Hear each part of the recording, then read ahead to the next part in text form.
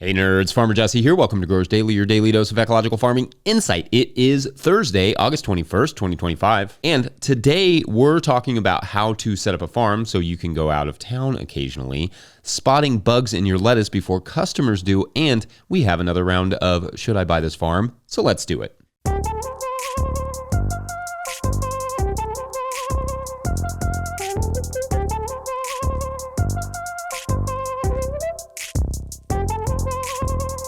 All right, welcome in, Thursdayers. I hope everyone is doing well. I hope everyone enjoyed that awesome chat with the great John D. Liu yesterday as well. Could talk to that guy for hours. If you missed it, go back and have a listen. Large-scale ecological restoration is something I think almost anyone can get behind because it's as much about protecting our own health as it is about protecting the health of the planet. It does both, which is awesome. The carbon you and I are all made from came from plants turning CO2 into carbohydrates, and then we ate it, or the animal we ate it. And in that way, human health and ecological health are inseparable. So these kinds of conversations are important, and we should all get pretty psyched about maybe doing a little large-scale ecological restoration in this country. Anyway, the heat has broken. I almost didn't know what to do with myself yesterday. Not just, spending the whole day stressing about my plants, feeling, not sweaty outside. It was weird. It was a very weird feeling. So I planted some Napa cabbage and started some seeds, as you do.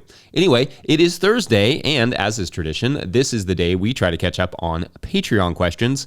Colin from @PocketFarmNagano wrote, quote, "Hi, Jesse. Thanks for all you do with the podcast. I always get something useful from it. Catching up on a week's worth of daily shows while cutting grass has become a routine for me. Question for you. What should you do when you have to take a week or two off in the middle of the growing season and you have no staff to pick up the slack?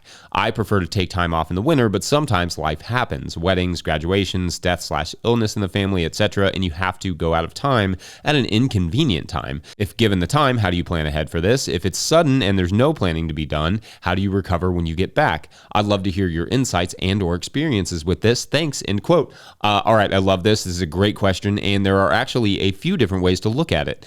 First, one of the challenges with farm businesses is that we don't, as farmers, always run farms like normal businesses would run their operations, which is to say we are often working in the business and not on the business, to quote a common business axiom. Meaning, when we envision our farms or when we start working on our farms, we often place ourselves in the fields and not in any sort of managerial role where, at least for a short time, the business could run itself if we were simply managing it, because we could do that more or less from anywhere. So this does mean building a staff into the business plan, so these sorts of absences are a little more manageable, but perhaps there's also potential for some amount of automation depending on the operation itself. Like this winter, you could set up an irrigation and greenhouse watering system on a timer where maybe you just need someone stop by occasionally and make sure the water is on. Maybe that's like every day or every other day, or maybe it is staff. Maybe you spend the next year reserving some capital so that you can cover an employee. One thing I learned, in fact, way too late in my farm business journey is that you really should have 4 to 6 months of an employee's salary in reserve before hiring an employee, so you are not stressing about covering their wages or missing their payments. But more on things to do before getting employees another time, perhaps. Then over the spring, you train the staff how to operate without you on the farm so that in an emergency or in the case of a wedding, etc., you leaving will not be a huge challenge to them because, nothing really changes. Of course, we also on our farm have neighbors who in a pinch can at least water stuff or turn irrigation on and off. That is not super hard to train somebody, any able-bodied person whom you trust to do. When we go out of town, we will hire a house sitter and or we'll, ask our neighbors to pitch in. Then later we'll return the favor for them. So oftentimes we're watching our neighbors' properties and then later on they're watching ours. Of course, there may be some nuanced stuff like planting or cultivating or whatever that does not get done in that time, but there's always going to be sacrifice if you don't have employees, and sometimes a sacrifice when you do have employees, because I've heard stories of, growers going out of town and then coming back and finding either nothing done or everything done wrong, or sometimes just, things like trucks get wrecked into trees, stuff like that. Family, friends, neighbors, sometimes it's as simple as doing little favors throughout the year in case you need a favor in return later. Reciprocity, right? Now, in a situation where you have none of that help, or maybe just some of it, and you have to leave but return to a mess, the easiest way to manage that is to get a list of importance together. If you don't take the time time to do a list, you may end up, like sort of squirrel farming, just wandering around and doing whatever project you see in front of you that needs doing. Lists help you to stay efficient and prioritized and focused, and you can manage the triage element by simply placing the things you need to survive at the top of the list, and then you kind of go down the list and the things that maybe you have a little bit more time to get to. In a hospital, for instance, they would treat the most severe patients first, so you would start there, treat the most severe situations first, like perhaps saving a bed of lettuce that is almost mature, but getting swallowed by weeds, and then move on to stuff that's maybe a less severe issue, like perhaps your brassicas that are slowly getting some weeds in them, but you have a little bit of time because they're not quite in the maturation stage or whatever. It's possible you lose some stuff, and that will have to go on the list too, or perhaps you have to call in some backup friends and family to help dig you out. There is no one right way to go about it, and needing to leave is definitely something that happens. It will happen. On that point, because it is something that is almost guaranteed to happen, it is good to build into your plan, into your business plan, into your farm plans. If for no other reason, then you may need to see a beach or a hiking trail in the middle of the season to reset. Nothing wrong with that, but it does take a little planning to do well. So you didn't leave a stressful situation to come back to an even more stressful situation. That's not good rest. Anyway, I hope something in there was helpful. Would love to hear your all's thoughts on this. Otherwise, we're going to take a quick break, and when we come back, bugs in the lettuce. BRB. This trellis is what happens when you go away for 3 weeks and a storm with a strong wind comes and blows it all down. Plus, the design maybe was a bit fragile. Farmer Claire Coleman here from the Winter Growers Podcast. Did you know that I also founded Real Farmer Care, a nonprofit that supports farmer well-being? From my own experiences farming, I knew firsthand that this type of support was missing from ag, so I decided to do something about it. As of today, there are over 500 farmer recipients of a $100 self-care award, with more applying daily. If you'd like to help, each $100 donated supports one new farmer. Visit realfarmercare.com to donate and learn more. Again, that's realfarmercare.com. If you, the listener, are enjoying this podcast, getting even a small amount of value from it, consider supporting our work over at patreon.com/no-till-growers. Is this show bringing you $2 a month worth of value? 5?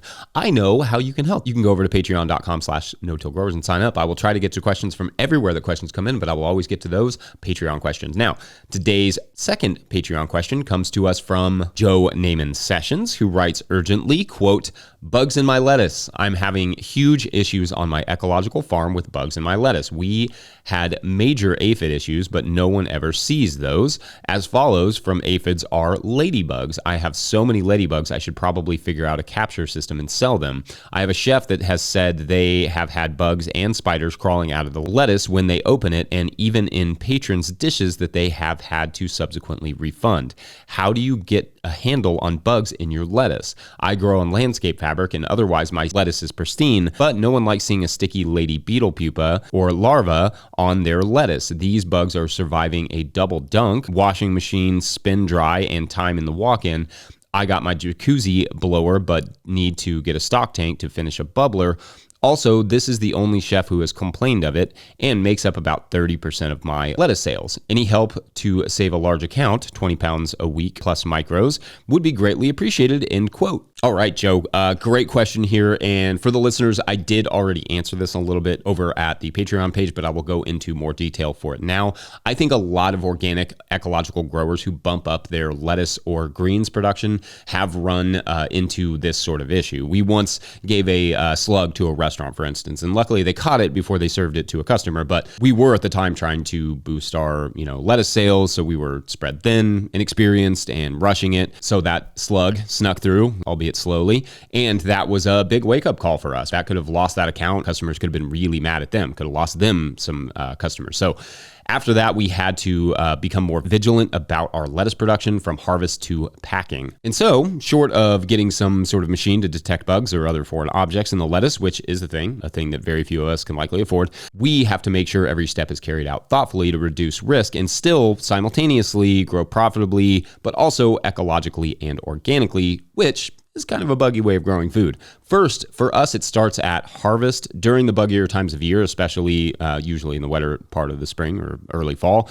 We will slowly harvest the lettuce and slightly inspect it as it falls to the bin. If I see a spider or ladybug or whatever fall into the bin as I'm harvesting, I will stop and I will find it and I'll pull it out of there for fear of it making it to a customer. Yes, this is kind of time consuming, but I do find it's faster and more effective in the long run rather than picking through the lettuce post-harvest, even like more so than we do while we're harvesting at the wash station. Anyway, I harvest slowly into the bins, inspecting the lettuce as I go. Then we use 2 sinks to wash. One is the initial rinse, where we will weigh the lettuce beneath the water using a bulb crate, just like when you get flower bulbs in, and use a pool strainer on a small handle to get the bugs floating on the surface. Then carefully transfer that lettuce to the tank and do that again. Having good lighting also will come in handy on the wash pack station, just as an additional important detail there. Then we slowly transfer the lettuce to a drying tub where we can have our 4th quick inspection. Then from there, it goes to the spinner, a 5th detection opportunity as we fill the spinner container. And then after that, it goes to a bin, to await packing, and that becomes kind of the 6th potential detection opportunity. While we're packing, we carefully as we can look for bugs. We kind of go somewhat slowly packing the bags, or sticks or mulch pieces. All that stuff is equally likely on our farm. Then lastly, we can look at the bags to make sure that none snuck through, at least none that we can see. Now, I'm not saying this is foolproof, but we have not had a complaint in years by being diligent about checking for bugs through every step of the process. If it's something like aphids that are small, which are hard to catch when you're harvesting, we kind of do the same thing. We, kind of shake them off at harvest. We will even do a 3rd dunk in the wash station to make sure we get them all off. But for the most part, the bugs that we are dealing with are beneficials, and they're doing things like eating the aphids, or just a worm who has decided to take a little stroll through the lettuce, or often spiders. We get lots of spiders. Occasionally, we will get small slugs, but we find the submergence under the water will basically drown them, and then they fall off to the bottom of the tank. Now, we don't use a bubbler anymore because although it may knock the bugs off, it can also kind of knock them back onto the lettuce mix. And not to mention, it's just really loud and kind of another step along the way to add. So we just use a little hand dunking motion that submerges the lettuce, shakes it off. Then we move it to the next water tank. But a bubbler used lightly in the beginning could help detach the bugs. Just depends on what the bug is. Also, if you want another inspection point, some people use a rack with fans above it to try and dry the lettuce slightly, a little bit more after the spinning cycle, which could have the additional benefit of, being another option for inspection. Anyway, lettuce producers, I'd love to hear what you all do to keep the bugs on the farm and not in the lettuce bags. Otherwise, we're going to take a quick break, and when we come back, we play Should I Buy This Farm? I feel like I need like an announcer voice for that. Should I buy this farm? I'll keep working on it. Be right back. Hello, Internet people. Corvid Ravenscraft Farms, Sutherland, Oregon, Zone 8B/9A. Getting ready to top all this Intellium red garlic and music. First year at market. Looking forward to seeing how we're doing. Have a great day. Today's episode is brought to you by Farmhand. We know it's peak season, you're busy, but the messages you send now are what drive renewals later. That's why Farmhand is offering free, instant access to their farmer-built newsletter builder. No demos, no setup fees, just drop your logo, upload your list, and start sending farm-branded emails that boost sales, engage members, and save you hours each week. Get free access today at farmhand.partners/no-till. That's farmhand.partners/no-till. All right, back to the show. All right, our third and final Patreon question of the day comes to us from Anthony Fulton, who writes, quote, "Hey, Farmer Jesse, been listening for a few months and really appreciate your daily podcast. It really scratches my nerd itch, and my morning drive is much more pleasant because of it. Thanks. I would like to pose a question and would love your insight. I have the opportunity to purchase an old garden center in a good retail location in a smaller town in southern Michigan. It has been run successfully for 50 years, but the owner is ready to retire and would like to sell the 2-acre property with the business and multiple buildings in town. My question is this: if given the opportunity to start from scratch with a 6,000 square foot heated greenhouse, a retail 1,000 square foot front, 20 parking spots, 2 acres, etc., what would you do with it? Is there a way to enlist services or add products that would appeal to market farmers as well as backyard gardeners? Would it be smart to convert it to an ecological organic focus? Is the general market ready for that, or will I lose all of my money? Thank you, end quote. All right, so I love these sort of should I buy this farm questions, and I think Patreon members should feel free to put them in the show thread of whatever month you find your farm in. It took me a little longer to get to this one than I would have liked, so maybe for these I will try to move them up the list a bit because it's probably more pressing than other concerns, but also, Patreon members, remember, you can always add an alarm emoji if it's super pressing, so I know that it's that you need a quick answer, because it also may not be. Anyway, the first thing I would do with this scenario is market research, and that would be market research for the type of business you are envisioning. Now, this could be a lot of things. You could put like a small restaurant in it. There's one in Lexington that is really, really amazing. It's just like a greenhouse that has a small restaurant in the back. You could do something like that, and it would be, with 20 parking spots, it's maybe not quite enough, but it could be a cool opportunity. But Anthony did provide more details about what the business would look like. They said plant starts, natives, ecological alternatives to herbicides and pesticides, etc. The kind of place that most people listening to this would probably likely shop. Anyway, as you are writing out the business plan, it's important to start looking at the market for those things in that area, or online if you also plan to ship, if even just locally. Just like we talked about on the recent episode about market research, you want to identify your outlets. So for you, that might be identifying like any in-store retail places that may be around for selling plants, local plant delivery, possibly also installation, from online orders and that sort of stuff. What exists in that area already, and maybe shipping online orders. Look at each one of those, sort of like market outlets, and determine what the level of competition is in that area. I'm going to assume with an established business like this that the local competition is going to be pretty low, because there's clearly a demand enough to keep it in business for 50 years.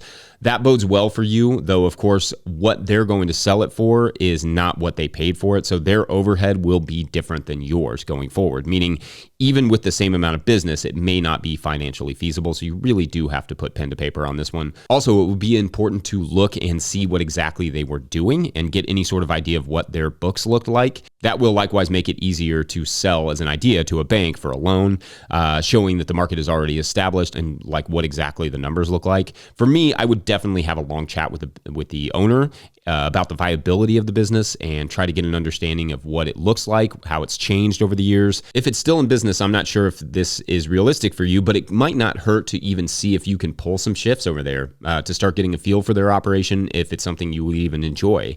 I'm not sure your level of experience with plant propagation, but having that experience might also help to get the sale over the line with a bank. Now, I will say that nurseries can be quite profitable when done well, if you keep it reliable, consistent, accessible, with good customer service. Those sorts of nursery businesses can do great.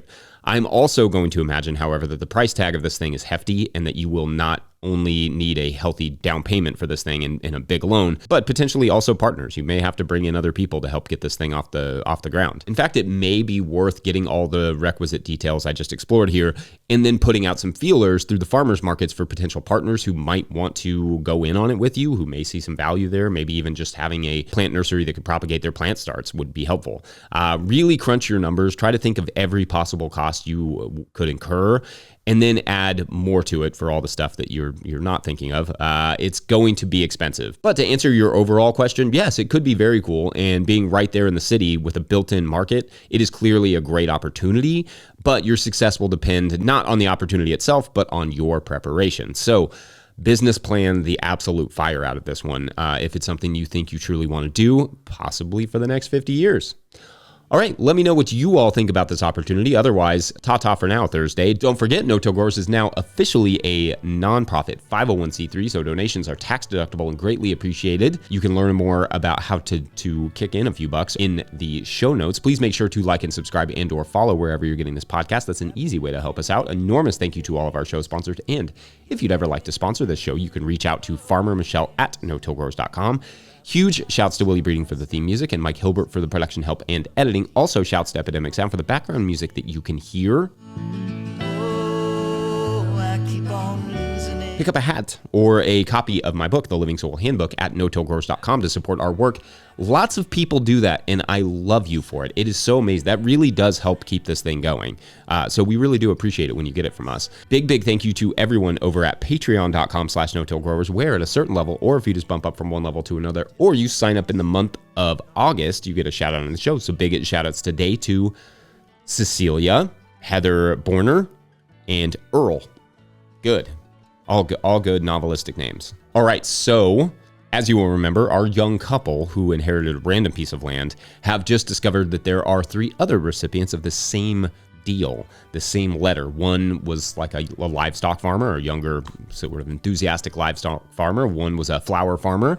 And there was another that was like a vegetable farming couple. The weird thing about these properties, though, is not just that they're sort of connected with like this central pavilion, but it's also that something that each of them would need to start their own, farm is on another property. For instance, the livestock farmer has the largest acreage, but no infrastructure at all. The barn, as you will remember, is on the farm of our young couple. The slightly older couple with the market gardening experience has the best land for growing food and 3 nice high tunnels to boot, but the propagation house they could use is on the flower farmer's land with the wash pack station.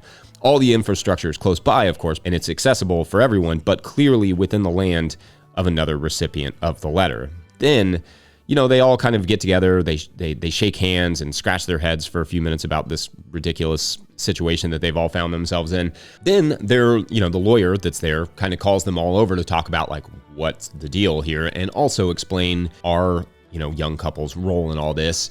But that is for tomorrow on This Land Is Our Land Farm. I don't like that as much as What the What Farm. Still think What the What Farm has some legs. All right. Thanks for watching and or listening. We'll see you tomorrow.